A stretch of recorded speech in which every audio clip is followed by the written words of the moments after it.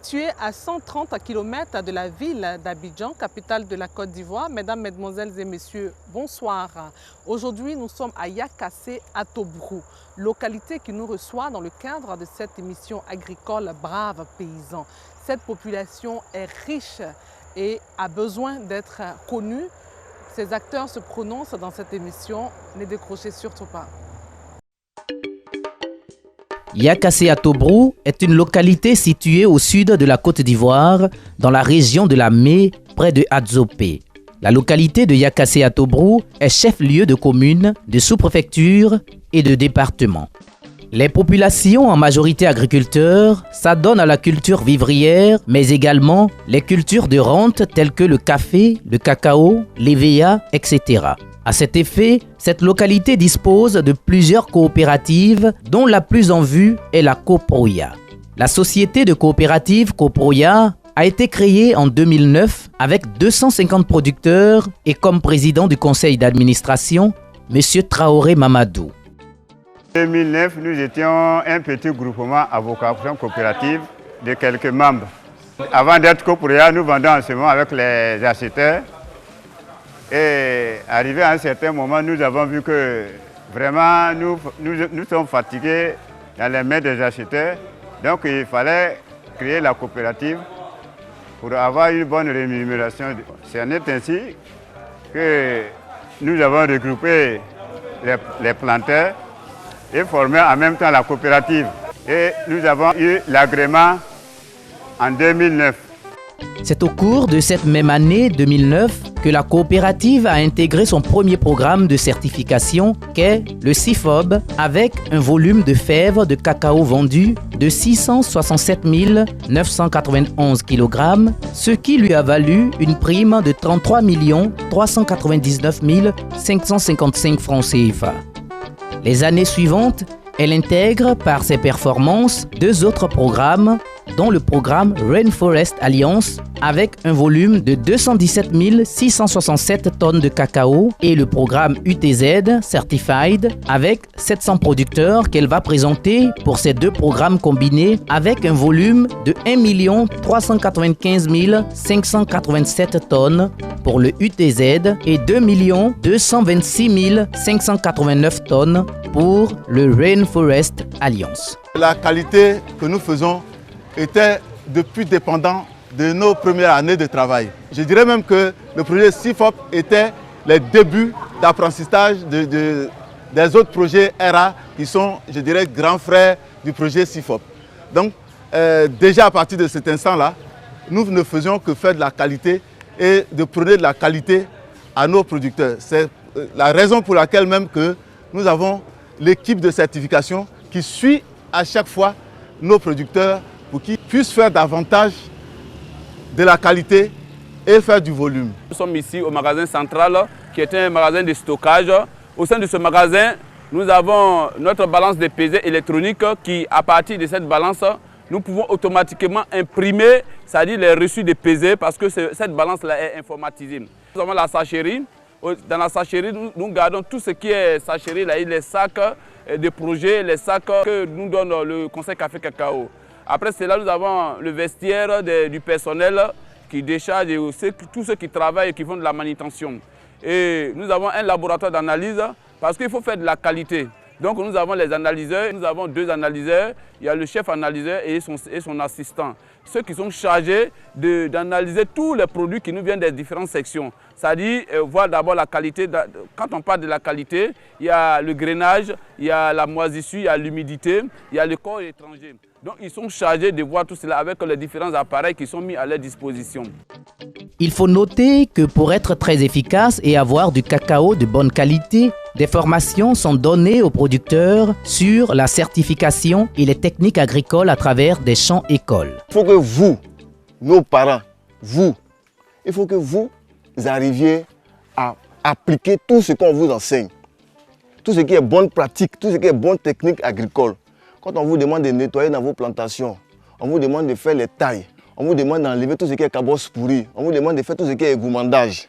Parce que si vous ne faites pas ça et que vous laissez la plantation avec beaucoup d'herbe, quels que soient les produits phyto que vous allez mettre dedans, là, le rendement ne sera pas intéressant.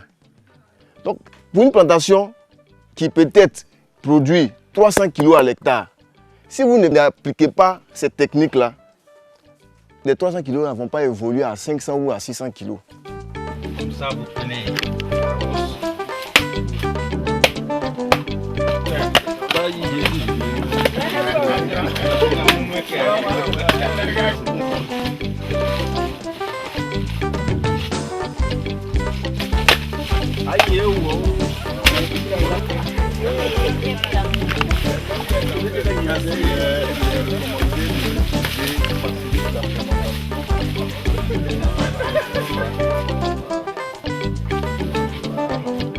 Je me nomme M.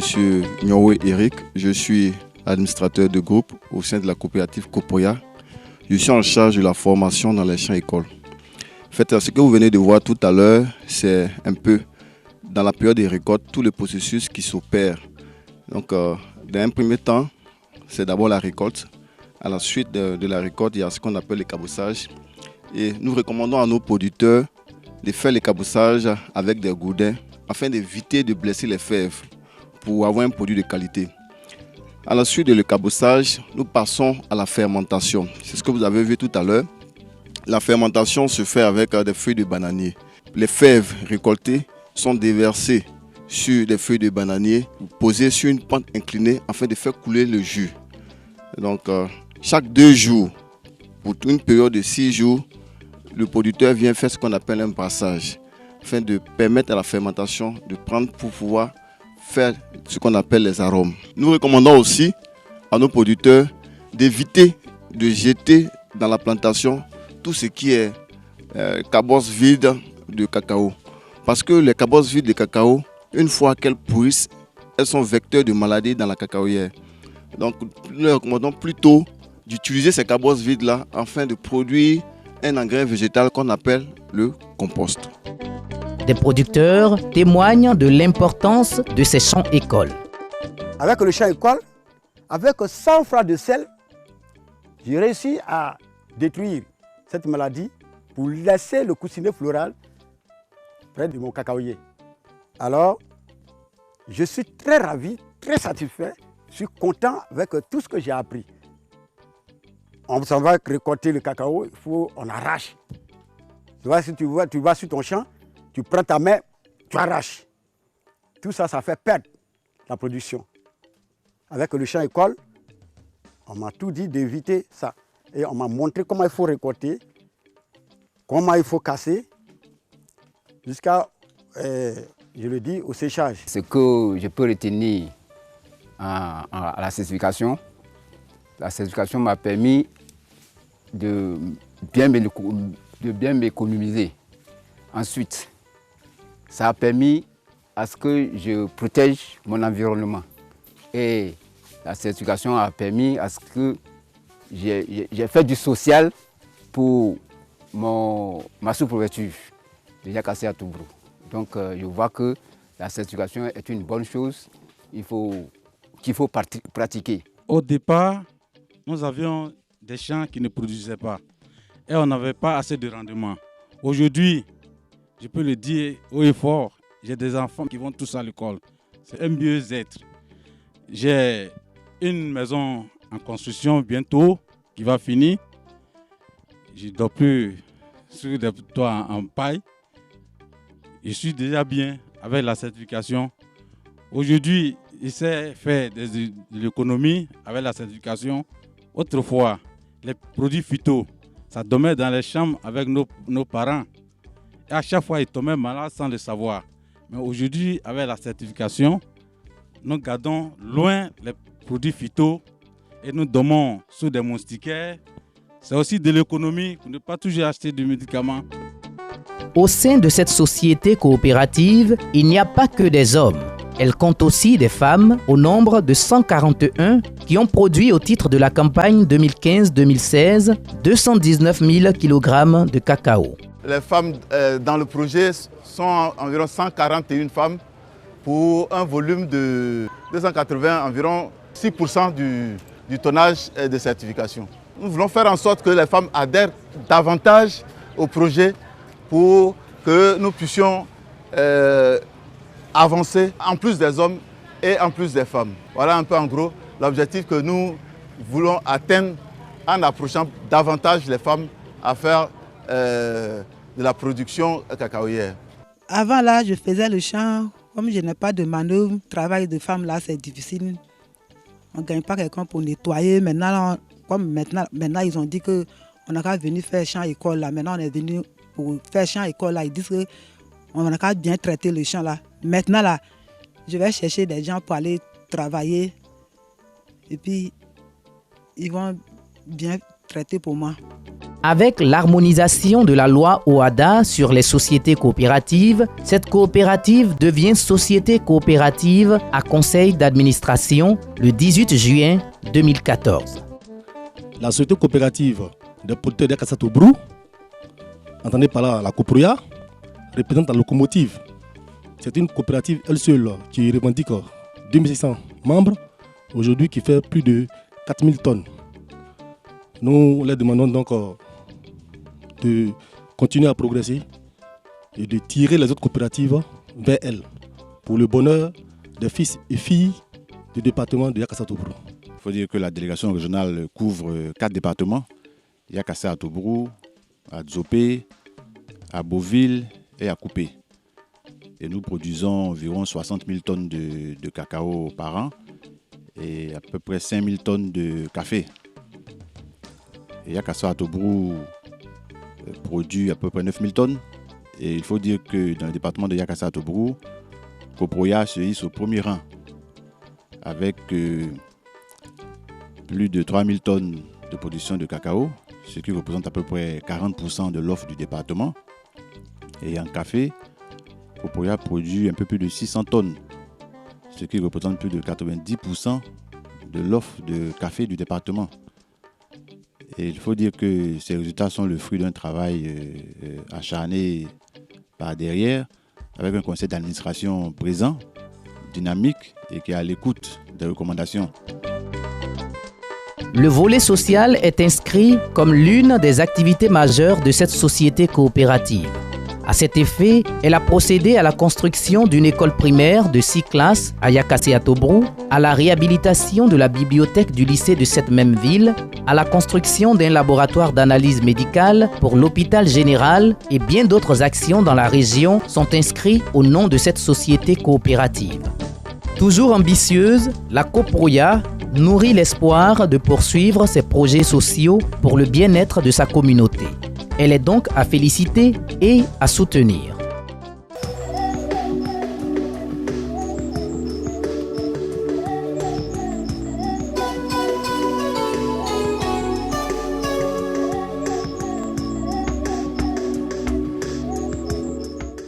Au niveau de la Banque africaine de développement, comme je l'ai dit, la transformation de l'agriculture africaine engage la banque à accompagner les États dans le développement d'une agriculture résiliente au changement climatique. C'est-à-dire une agriculture qui permette de parer au choc extérieur. Comment? À travers justement l'adaptation de ces agricultures-là. À travers les innovations au niveau donc, j'allais dire, de la mise à disposition des producteurs des semences améliorées à haut rendement et à cycle court. Et à travers également toutes les technologies qui visent les bonnes pratiques agricoles. Voilà les éléments essentiels justement pour renforcer la capacité de résilience des agricultures africaines face au changement climatique. Et en cela, la Banque africaine dispose de compétences pour cela. Et sur le terrain, on a des opérations dans ce sens-là, qui vont de la récupération des terres dégradées dans les pays arides, qui vont des opérations de mise en valeur des bassins versants, qui vont de la mobilisation des ressources en eau et de l'irrigation surtout. Nourrir l'Afrique, ça, c'est le mandat de notre département. Mais en tant que banque, il y a aussi électrifier l'Afrique, donc éclairer. Le terme, c'est éclairer l'Afrique. Comme vous le savez tous, les coûts d'énergie interviennent pour une proportion importante dans les coûts de revient si nous voulons aller vers la transformation. Donc il nous faut développer le secteur énergétique. Il nous faut développer l'industrialisation du secteur.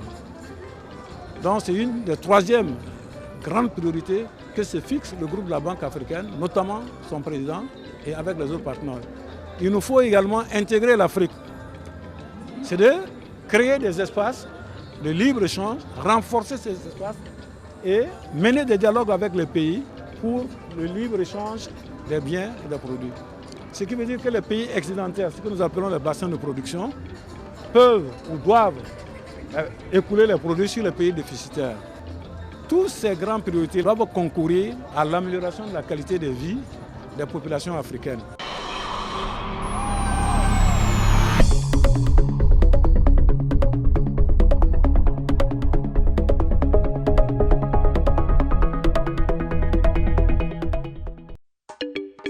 En marge de la formation aux formateurs SARL Intragri sur les propositions de méthodes de lutte contre les insectes ravageurs, les parasites du riz, de la tomate, du gombo, du niébé et sur l'utilisation sécurisée des produits phytosanitaires et santé en agriculture, une séance de travail s'est tenue dans l'enceinte du Centre d'excellence africain sur les changements climatiques, la biodiversité et l'agriculture durable, CA-CCBAD, de l'Université de Benjéville, entre des personnes ressources importantes du programme Agnébi et des chercheurs venus de l'Université Nangui-Abrogwa, l'Université des centres de recherche et de l'Université Félix Houphouët-Boigny afin d'identifier les problèmes, prendre en compte leurs contraintes, trouver des solutions, leur apporter des conseils et un suivi sur le niveau scientifique et développer ensemble des stratégies. Des spécialistes, chercheurs en cacao-culture et responsables du programme Agnébi donnent leurs avis sur ce programme. Ce matin, nous nous sommes retrouvés entre spécialistes chercheurs pour vraiment donner des détails, des informations, travailler sur le projet Agnébi, qui est un programme qui porte sur les agriculteurs. Le travail que nous faisons, particulièrement pour ce qui me concerne, il s'agira d'initier les producteurs à l'utilisation des données de la géomatique et précisément à l'utilisation du GPS qui est le Global Positioning System. Alors l'idée c'est de pouvoir aider les agriculteurs à pouvoir posséder la technologie, le GPS, et donc eux-mêmes à délimiter leur plantation. Donc c'est ce travail qu'on va faire. Il faut, dans un premier temps, il faut les initier, il faut les former. Et puis quand c'est fait, eux-mêmes, ils vont aller dans leurs plantations respectives et puis nous produire des données. Évidemment, cela se fait toujours en coordination, en collaboration, parce qu'à chaque fois qu'ils collectent des données, nous aussi, nous allons les rassembler dans une base de données SIG. Et après, faire la cartographie des parcelles de cacao dans la zone de l'Agnébi. Nous travaillons aujourd'hui à élaborer le plan d'action qui va pouvoir permettre la mise en place des différentes activités de recherche pour améliorer et aider les cacaoculteurs dans la région de l'Agnébi. Ayant plus de 1000 plantations, le programme Agnébi travaille au développement de la culture du cacao en Côte d'Ivoire. Premièrement, renforcer les capacités des producteurs après des années de recherche sur certaines cultures. Ensuite, faire un plan budgétisé annuel des activités qui ont été abordées ensemble avec le programme Agnébi. Enfin, rechercher des partenaires et des financements. Professeur Koné Daouda se dit satisfait des différentes activités menées au sein du Centre d'excellence africain sur les changements climatiques, la biodiversité et l'agriculture durable.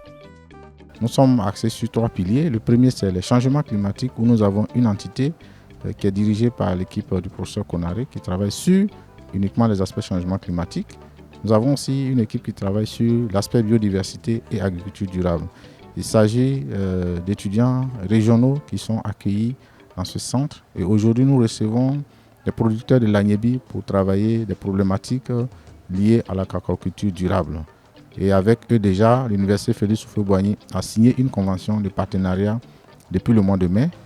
Et à la faveur de cette convention de partenariat, nous avons fait une première étude sur l'analyse des problèmes qui sont à leur niveau. Et ensuite, nous sommes en train de voir aujourd'hui comment planifier ce programme et comment mettre un budget Donc il s'agit d'un plan annuel budgétisé des activités qui feront l'objet de recherche et aussi de renforcement des capacités en faveur des producteurs du monde de l'Agnébi pour augmenter de façon durable la production de cacaoyers et en tenant compte de l'environnement, la biodiversité, en tenant aussi compte du facteur très important que constituent les changements climatiques et qui aujourd'hui menacent toutes les productions de la Côte d'Ivoire.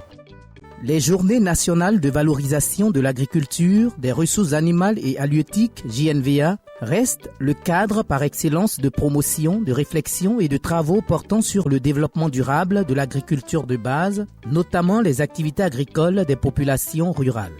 Le thème de cette 6e édition est l'agriculture africaine face aux défis de l'environnement et du développement durable. Les réflexions et les travaux des JNVA devront permettre de mettre en évidence le potentiel réel d'amélioration de la performance environnementale de l'agriculture africaine avec les pratiques amies à l'environnement applicables aux activités de la chaîne de valeur agricole. Le déjeuner champêtre, l'une des activités des JNVA, a été l'occasion pour la présidente de AVA, Jennifer Ceres, de décerner des prix aux différentes autorités, à savoir le patron des JNVA, le président Aimé Henri Konan Bédié, représenté par le président Youssouf Bakayoko, le président Guillaume Soro, les ministres Kobenan Kwasi Adjoumani et Ala Kwadio Rémy, ainsi qu'aux partenaires comme le groupe Agronomix et le conseil Café Cacao qui ont accompagné les JNVA. Le ministre Ala Kwadio Rémy a tenu à féliciter l'équipe de AVA à travers sa présidente pour le travail abattu. Il s'agit de faire une transition vers une agriculture durable. Et pour cela, il y a de nouveaux concepts, dont le concept agriculture zéro déforestation. Mais lorsqu'on a un nouveau concept, il faut le faire connaître par les acteurs du secteur. Et c'est en cela que les activités de AVA font une promotion de ces concepts, une explication. Vous avez vu même qu'il y a des panels où les scientifiques viennent expliquer ce qui doit être fait aux paysans. Et je pense que Madame la PDG de AVA va continuer sur cette voie. Et le gouvernement a besoin, à côté de ces activités, d'avoir le soutien de ces structures-là qui sont là pour encourager, mais surtout bonifier ce que le gouvernement fait. Donc aujourd'hui, je suis satisfait. Et félicitations à Mme Ceres et à toute son équipe. Je vois qu'il y a beaucoup de jeunes dynamiques qui gravitent autour d'elle. Et bien que tout le monde continue comme ça. En tout cas, le ministère de l'Environnement est toujours là. Et je pense que nous allons avoir un partenariat qui va être futur dans le futur. D'autres acteurs de développement souhaitant recevoir les JNVA dans leur localité sont également éblouis par la réussite totale de cette fête de l'agriculture. Nous sommes venus de la région du Poro en tant qu'observateurs, venir nous rendre compte des réalités de cette 6e édition. Et à partir de ce que nous avons vu aujourd'hui, nous sommes heureux de constater que les activités se déroulent très bien. Le préfet de région, Ousmane Koulibaly, président du comité régional d'organisation des JNVA, se dit très satisfait. Vraiment une satisfaction totale pour nous. Vu le nombre déjà de gens qui ont vraiment manifesté le plaisir à travers le gigantesque défilé qu'il y a eu. Donc on ne peut que dire merci à AVA. Priez Dieu que la prochaine édition soit une réussite aussi. En tout cas, pour notre part, la satisfaction est totale. Il y avait une place dédiée aux festiviandes où les visiteurs et les braves paysans autour d'un pot et des mets bien confectionnés venaient se restaurer. Cet endroit a connu une animation particulière tout au long des JNVA.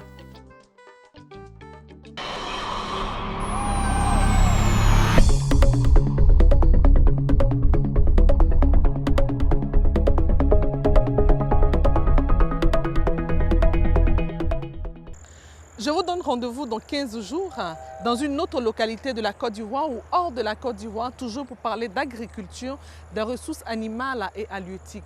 L'Agence pour la valorisation de l'agriculture, des ressources animales et halieutiques souhaiterait que toutes les entreprises qui interviennent dans le secteur agricole accompagnent et associent leur image à cette émission qui fait la promotion de l'agriculture dans toute sa diversité afin d'informer tous nos braves paysans et braves paysannes des innovations et des appuis nécessaires pour la jeunesse qui veut aujourd'hui s'intéresser au secteur de l'agriculture. Que Dieu bénisse la Côte d'Ivoire. Vive nos braves paysans, braves paysannes pour une Afrique prospère et pour des Africains plus épanouis à l'horizon 2020. Rendez-vous dans 15 jours. À très vite.